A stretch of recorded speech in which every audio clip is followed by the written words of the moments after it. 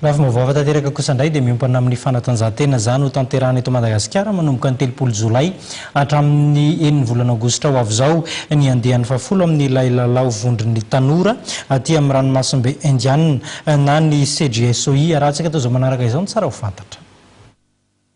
Délégation mafonja misy hatrany amin'ny valonjato any avy amin'ny aty amin'ny nosy manodidina La Réunion, Maurice, Seychelles, Comores, Mayotte, Djibouti no tonga eto Madagasikara hiatrika ny lalaon'ny vondron'ny tanora aty amin'ny ranomasimbe Indiana na ny lalaon'ny CGSOI. Ho tantarahana eto Madagasikara ny andihan'ny 10 amin'ity lalaon'ny CGSOI ity manomboka ny 3 Jolay ka hatramin'ny 9 Aogositra izay andraisan'ireo tanora 14 ka hatramin'ny 17 taona. Ho any amin'ity andihan'ny 10 ity dia taranjam-panatanjahantena 5 no safidiny tao amin'ny CGSOI raha tamin'ny fivoriana farany.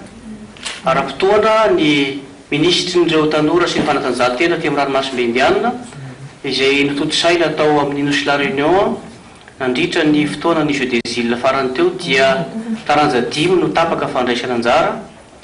Dia eo ny taranja atletisme lahy sy vavy, ny taranja judo lahy sy vavy, ny taranja tennis de table lahy sy vavy, ny taranja football vehivavy irery ihany ary ny taranja handball ny lehilahy irery ihany.